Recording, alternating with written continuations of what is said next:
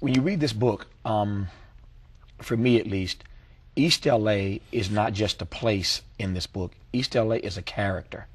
It's like East LA, you're growing up. I mean, there is, you said a moment ago, if you don't win the gold medal, you're not here talking to me, you're not the golden boy, you aren't this world champion. I get the same sense, though, that East LA is, if there is no East LA, there is no Oscar de la Hoya. I mean, that's like a character in this book. So talk to me about how East LA situates itself in your story.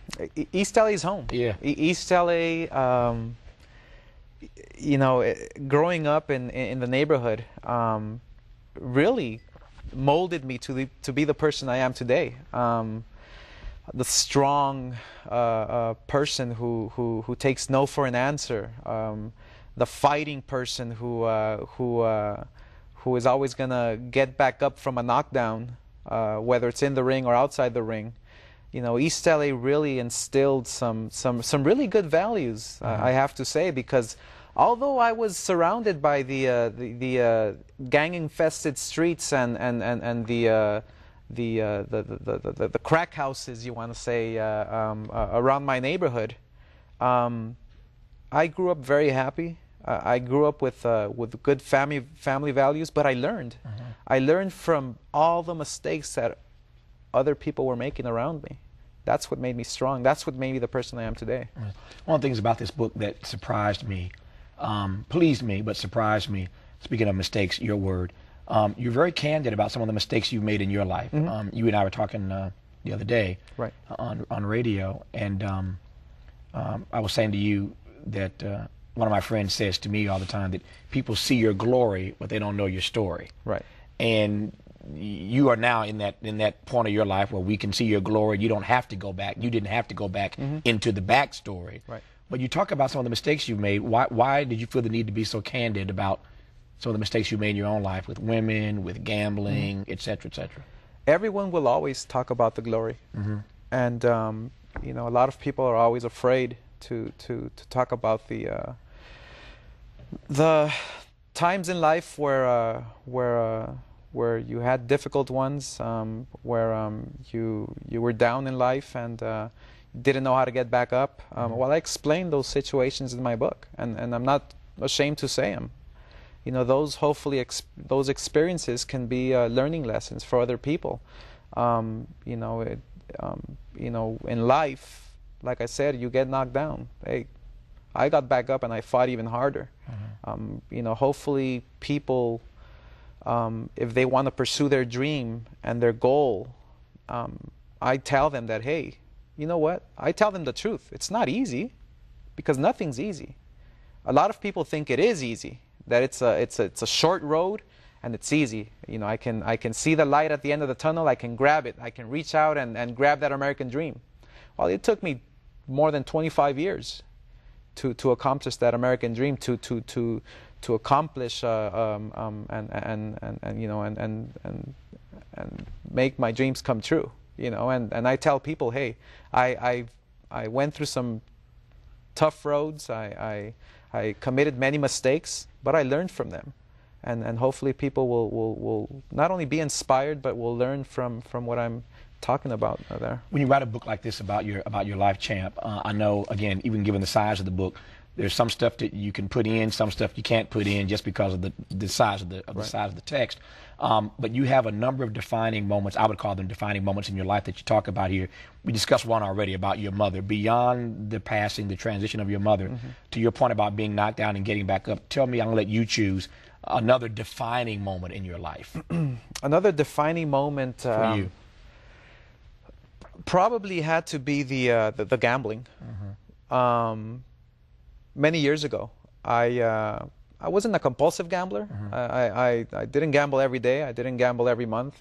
Maybe every time I fought, which was at the time 2-3 times a year. But I would lose a few dollars. I mean, big amounts of money. Charles Barkley kind of money? Well, not that big. Not that big. All right. So the way to feel good about myself, so I won't, you know, be devastated by it, I would invite 100 people over to my room. You know, hey, let's go have a party. Let's go have some fun. And so I would have the people there in my room, and loud music playing. And all of a sudden, I go to the window of the suite, and I'm looking out the sunset strip, the strip there in Vegas, in Las Vegas. And I just start bawling and crying. I roll into a little ball to the ground, and and that was a turning point in my life, And I changed the partying, I changed the friends, I changed my life. So if that didn't happen that night, I mean, who knows what would have happened? Because you hear about all these stories of athletes and people who get money at a young age, the success, you're in the limelight. People don't know how to deal with the pressure. I think that turning point was important for me because it's made me the person who I am today. It made me grow up. To your credit, again, something else I like about the book, we all know the victories. We know the record. We've seen you knock people down, knock people out, and you become the golden boy. But you also are very candid in the book about why you lost the few fights that you have lost. Let me throw a couple of names at you. I know folk want to read this for themselves. But now, in retrospect, you have lost to Shane Mosley. Why? Shane Mosley, I lost to him because, and this is the truth. I mean, it's no excuses. All right, tell the truth. I ate some bad oysters. Yeah. I ate some bad oysters. I had a bad stomach. It's true story. I fought in Los Angeles 2001 at the Staples Center. It was the first fight ever at the Staples Center. So I was excited. I was excited to be here in my hometown. So we make the weight, and I was ecstatic of making the weight because at that time I was already having difficulties making a welterweight, which is 147 pounds. So I make the weight on Friday, and I tell my whole team, probably about 20 of us, let's go to East LA where I grew up. Let's go to a little Mexican restaurant, seafood restaurant. Let's get some mariachi. Let's celebrate making the weight. So what do? I order oysters, 24 oysters. Yeah. Everybody else is eating their tacos and their burritos, and they're drinking their beers, and I'm sticking to my oysters and my water, and that's all I'm having.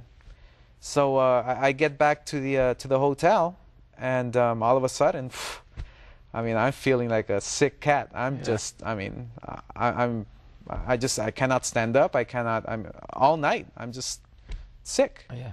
So the next morning, instead of gaining weight, because obviously when you weigh in the night before, fighters tend to gain about 10, 15 pounds. I lose weight. I end up losing about 5 pounds. So now I'm weighing about 142 pounds the night of the fight with my stomach sore. I mean, I was touching my stomach, and my stomach was just sore. And I was hoping, please, Mosley, do not hit me in my stomach. Every single round, I was praying he would not hit me in my stomach. Right. And I was weak. I was not right for that fight. But hey, Mosley beat me. He's a great champion, a great champion. Right. And he was the better man that night. Yeah.